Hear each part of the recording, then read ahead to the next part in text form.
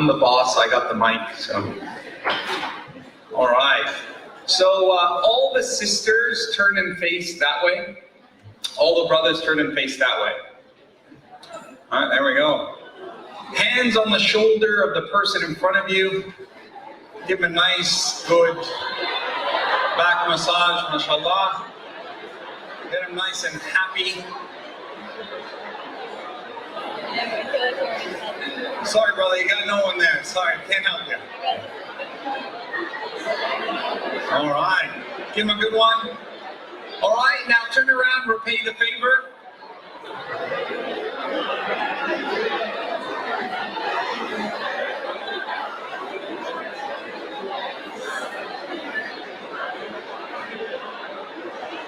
No pain, no gain.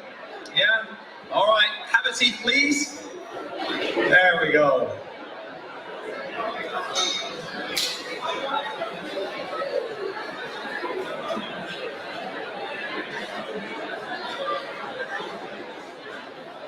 So we have, inshallah, about 20 minutes, because I think there's a lot more benefit from the question and answer than really just more discussion. And I'd like that the Q&A is kind of a discussion similar to what we were doing downstairs earlier in the day. The topic is, but I'm not ready. And it's about overcoming modern day barriers. You know, it sounds really fancy, but the barriers are always the same barriers. So let's take it all the way back to the first children of Adam. The first murder is because of a failed marriage attempt. Like, that's really scary. Like, the first guy that killed another person is related to a crime of passion. And I want you to think about how sensitive, therefore, the issues that relate to the heart and how we perceive ourselves and what people want of us and what we want of others. If you look carefully into the Quran, you will find that every teaching story that is utilized in the Quran is leveraged through a family structure. And therefore, when you see the story of Adam and Hawa, it's a love story. Adam's in Jannah, and it's not good enough on his own. He's in Jannah, in paradise, but oh Allah, like a partner. So Allah subhanahu wa ta'ala creates for him Hawa. And even after Adam descends on earth, he searches the world, roaming, seeking out the love of his life, the one that completes him. And when he finds her, it's a day Arafaha, it's a day he recognizes her. Today, you and I, we celebrate it in our Hajj as the day of Arafah, where the first human beings came together and asked God for his forgiveness. It's a love story. You go a little bit further, and you find Ibrahim alayhi salam was a passionate, loving husband and a passionate, loving father. And he was a long-distance lover. Ibrahim alayhi salam, he leaves his family by the order of Allah, Hajar and Ismail, fi ardin ghayri dhi zara', in a land that's desolate, that has nothing to grow. But Allah says to him, Rabbana liyuqimu as-salah. Perhaps if they're in this isolation, they will grow up on a foundation of scarcity, but it will lead them to a commitment and a reliance upon me. And therefore you and I go Hajj and we perform the rituals that were performed by a single mother who ran from one mountain to the next. You know, whenever I lead Hajj groups or Umrah groups, may Allah continue to bless us in that way, one of the first lessons that I talk to them is about where is barakah, what is blessing. Barakah is not in plentifulness, it's in the scarcity that precedes it. The barakah in your marriage is not the barakah of you having many children and a nice home and oh wow, look how much blessing we have. It's in the struggle to get to where you are that you are appreciative of Allah along the way, so Allah rewards you with a contentment of heart. Whether He gives you or takes it away, it's equal to you. That's barakah. So Hajar stands on the mountain of Safa, about to die from dehydration, having been left there by the command of Allah by her husband. And she asks him, is this أَقَدْ آمَرَكَ رَبُّكَ? Your Lord asked this? He said, yes. إِذًا لَا يُضَيِّعُنَا. Therefore, he will not leave us to go to waste. The essence of Zamzam, that you get, someone comes back from Hajj, you're like, did you bring back Zamzam? And you get that little glass of water, and you just get a sip, and it's like, oh, mashallah. It's not the water. It's got a little bit more sodium and calcium, maybe. It's not the water. It's the intention of how that water was produced. Hajar stood on that mountain in a place where no vegetation grows, and she ran looking for help from one side of the valley to the next. She didn't sit and say, oh Allah, you put me here, I deserve this. You have to assist me. I'm the wife of a prophet. You're the one who made him do this. She stands on the mountain, nobody there, she runs to the other side. And as she's running, she's making dua to Allah. I'm going to keep searching. Oh Allah, till the last fiber of my energy, I'm not going to stop looking. But, oh Allah, help me. And on the 7th run, not 1, not 2, not 3, not 5, not 6 failed attempts. 7th one, Allah sends Jibreel. And relief comes. Maryam alayhi salam, a single mother, gives birth alone. And Allah subhanahu wa ta'ala causes her son to speak to her after she gives birth, and she's left him on the ground. She hasn't picked him up. فَنَدَاهَا مِن تَحْتِهَا. He called out to her from beneath her. She hasn't cradled him. She hasn't held him yet. It's a severe emotional moment in her life. She's just said, Ya laytani mittu qabla hadha. Oh Allah, I wish I had died before this test had arrived to me. I don't know what I'm going to do. قَدْ جَعَلَ رَبُّكِ تَحْتَكِ سَرِيًّا. Oh Maryam, my mom, Allah's made water erupt for you. Cleanse yourself with it.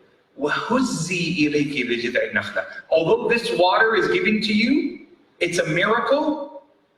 Miracles don't come in pairs. Shake your tree, and only then will Allah bring down the dates for you to nourish yourself. فَكُلِي وَاشْرَبِي وَقَرِّ عَيْنًا. Eat and drink, and then find comfort, meaning pick me up. Take care of your physical body, and then connect with me emotionally. In every step, in every learning lesson of the Quran is a family situation. Nuh struggles.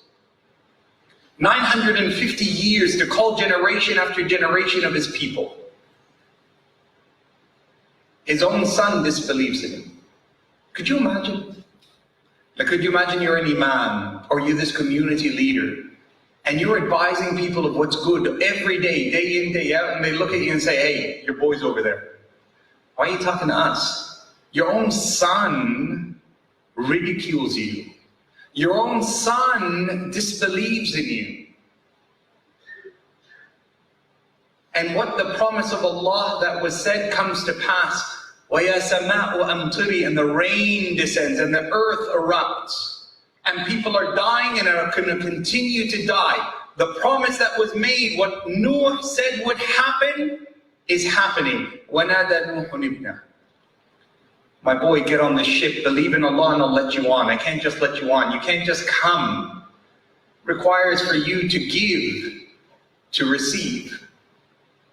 And his son says, I don't need you and your God. Literally in that wording, in that context, قَالَ سَآوِي إِلَى جَبَلٍ. I don't need you. I can go up that mountain. I can save myself. Who needs you?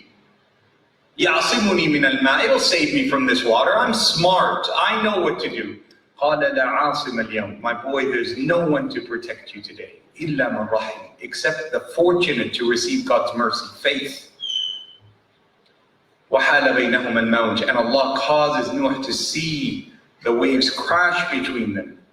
كَانَ مِنَ الْمُغْرَقِينَ. And he drowned in front of his father. A rebellious son. You look in the Quran and you find a young boy abused by his siblings, targeted because of his parents' affection, to the point that they nearly murdered Yusuf alayhi salam.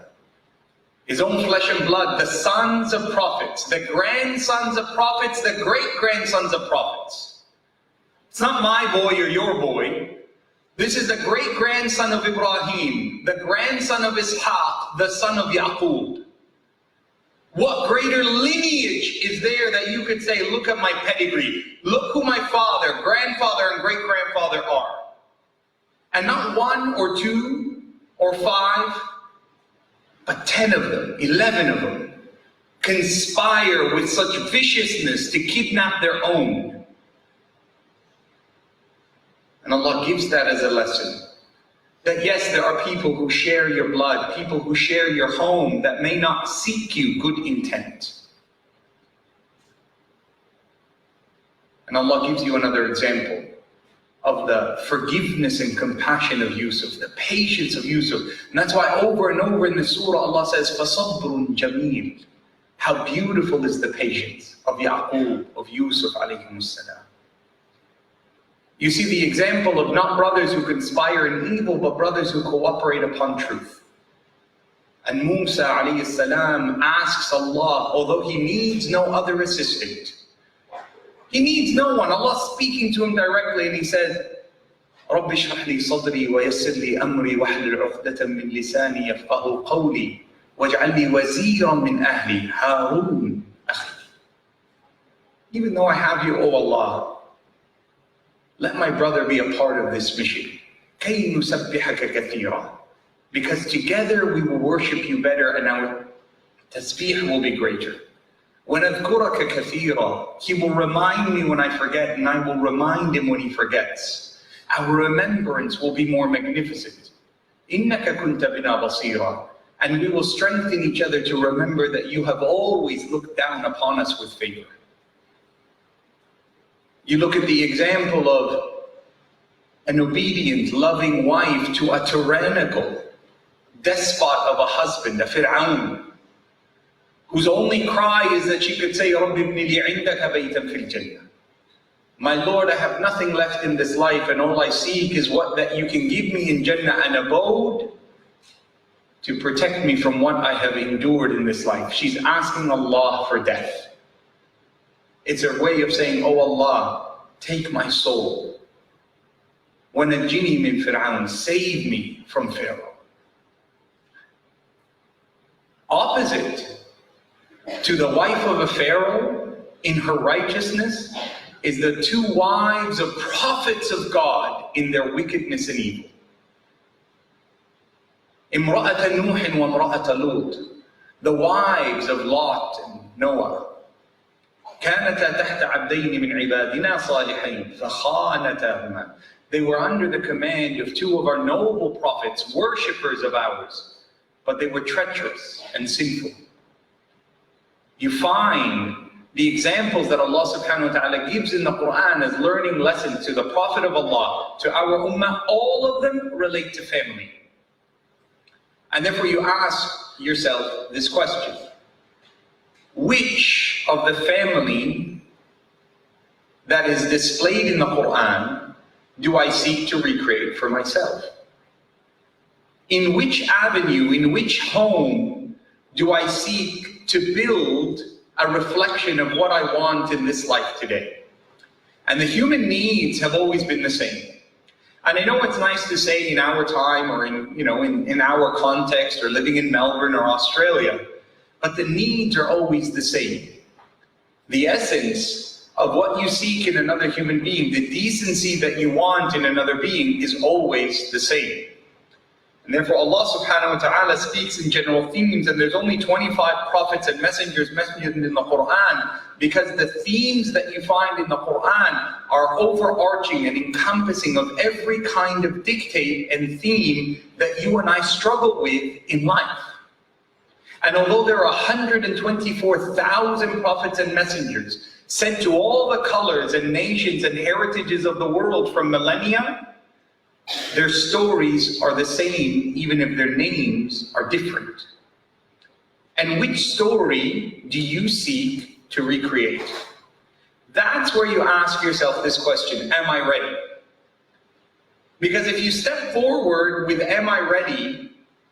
Am I ready to build this story? Am I ready to build a family that doesn't have a foundation on faith? Am I going to build a family where it's not God-centered? It doesn't revolve around Fajr prayer as the wake-up call for the morning. It's not based on the attire that I choose to wear that dignifies me, but also honors my spouse, my husband, my wife. That the language that I choose is a language of humility and deference and devotion. It's a thought process. What are you ready to take on? And who are you ready to walk that path with? That becomes the question. And therefore, whenever anyone is thinking about sharing their life, and I use that word intentionally, sharing their life with any other person, it has to be with that premise that it is sharing their experience. There's a funny story that I usually tell with these kind of events. Imam al-Dhahabi, he's one of the great biographers, historians of Islam. He's one of the great muhaddith. He's the student of Ibn Kathir, who's the student of Ibn Taymiyyah. And Imam al-Dhahabi has got this magnificent book called Siyar A'lam al-Nubala, the biography of the notables and the luminaries of faith. It's a massive, massive book. And in it, in its volumes, he writes his autobiography. And he acknowledges, he says about himself, I know I'm not the most handsome of men. I know I'm kind of Shrek. Right? Because I know. But nevertheless, Allah has given me other things that beautified me. So when I came to choose someone for my life, I chose the best, fairest, wealthiest, most well-to-do person in our entire area. وَقَبِلَتْ. She accepted me, even though I was skeptical. فَقَالَتْ لِي يَوْمٍ. In one of the days, she said to me one day, أَنْتَ وَأَنَا فِي الْجَنَّةِ. I swear by God, you and I have made it to Jannah. You and I are worthy of Allah opening the door and saying, enter Jannah. فَقُلْتُ لَهَا. As a part of our aqeedah as a Muslim, you don't have that capacity to say, I know I'm going to Jannah. You can't say that. Only Muhammad ﷺ was given the latitude where Allah would inform him. He said, Kayfa that? How dare you say something like this? She said, listen, you and I are in Jannah. He goes, how do you know I'm in Jannah?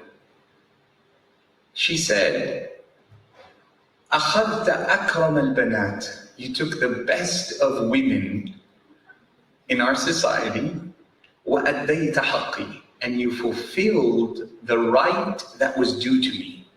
So I was raised up as an aristocrat, I was given wealth, I was given education, I was given. And although you didn't have that, when you married me, you worked to give me the same level that my family gave me. My haqq is complete. وَقَدْ عَرَفْتُكَ مِنَ الدَّاخِلِ. And I know you from the inside, not the outside. So your students hear you narrate the hadith, but I see you live it. فَأَرَاكَ قَوَّامًا صَوَّامًا. I see you a person of night prayer and daytime fasting. I see you a person of the word of Allah in the Quran. It's you. I can see a reflection of what it would have been like to have lived in the time of the Prophet in your behavior. فَأَنْتَ فِي الْجَنَّةِ. You're a person worthy of paradise. He said, فَفَرِحْتَ. I was like, happy. Man, that's pretty good. Like if my wife, because look, brothers, once you get married, your wife, she knows you. Like she knows you. Like knows you. Like there's no, she knows how you are. She knows what you say when you get angry. What's the first word that comes out of your mouth? She knows if you're that guy who's irritable and how well you cleanse yourself and how well you look after your home and how hard you work and what you pray when others are asleep, if at all. She knows you. So he says, I was happy that I have a testimony of someone who will stand in front of Allah and bear witness on my behalf. وَلَكِنْ قُلْتُ لِنَفْسِي فَمَا بِهَا. well, okay, I'm going to Jannah, alhamdulillah. So I said to her, well, what about you? How do you know you're going? Because she said to him, لِصَبْرِي عَلَى زَوَاجِكَ. Because I had to be really patient to accept your proposal. Like, you weren't the best of guys, you weren't the most handsome of guys, you weren't the wealthiest of guys. And that I chose someone who would lead me upon a path of righteousness. I took a gamble on you, and subhanAllah, it was something that paid its weight, that I believe because of my patience, I'm also worthy of Jannah. May Allah subhanahu wa ta'ala make us worthy of Jannah and make us worthy of leading others to Jannah. Allahumma ameen. I've been given my flashing signal to come to an end. Jazakumullah khair. Subhanakallahumma bihamdika ashhadu an la ilaha illa anta astaghfiruka wa atubu ilayk. Wassalamu alaikum.